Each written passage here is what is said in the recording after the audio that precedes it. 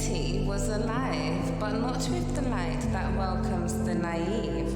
It pulsed with hidden currents, secreted power and fortunes quietly amassed in shadow.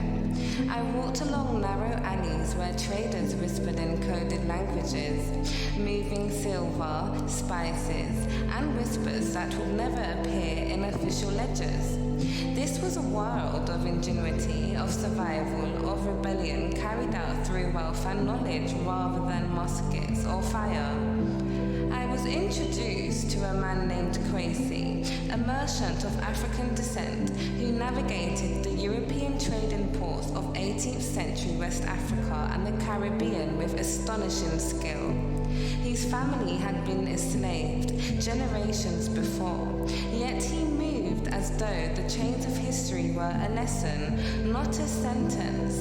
Every trade he negotiated, every ledger he wrote, was more than commerce. It was strategy, resistance, survival.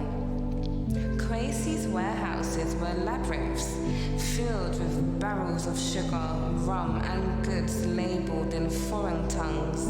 But underneath them, hidden compartments held seeds, letters, and gold that the world was not meant to see.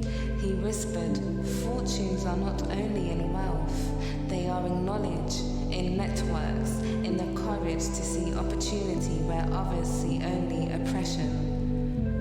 I followed him into the back rooms of trading houses, where African networks of commerce thrived invisibly. Traders and artisans exchanged coded messages using the rhythm of drums, the placement of goods, and subtle gestures to communicate. One misplaced gesture could mean betrayal. One overlooked detail could mean freedom or ruin. Every transaction was layered with meaning, every decision a balance between risk and preservation. And yet, Kwesi's wealth was not just silver and gold, it was the preservation of culture, of memory, of autonomy. He invested in schools, protected hidden archives of African knowledge, and secretly funded escape routes for those seeking freedom. His power was invisible to the empire, yet monumental in shaping the survival and resilience of his people.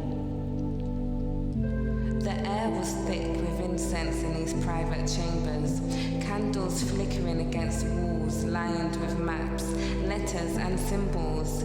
Here, commerce became ritual, strategy became art, and every act of wealth was a spiritual affirmation. We exist, we endure, we resist. Kwesi's hands traced the maps as if reading the pulse of history itself.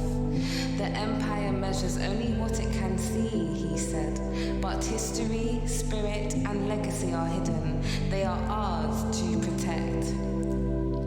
Later, I walked the streets he frequented, seeing the invisible footprints of a network that spanned continents, from trading ports to hidden maroon communities, from clandestine markets to secret schools. Wealth was more than money, it was memory, autonomy, and survival coded into strategy. The empire feared open rebellion, yet the quiet accumulation of knowledge and resource was a rebellion more potent than any cannon. Kwesi's greatest legacy was unseen, yet indelible. Generations would inherit the structures he built, networks of empowerment, financial independence, spiritual resilience. These hidden economies were the veins through which survival, resistance, and the possibility of a future flowed. And I understood then, true power is not always visible, not always celebrated. It is in the threads that connect people across centuries, quietly shaping the future. As night fell, the moon casting silver across the harbor, I felt the energy of all those who had moved in secret to preserve life, memory, and wealth. Their courage was subtle but monumental.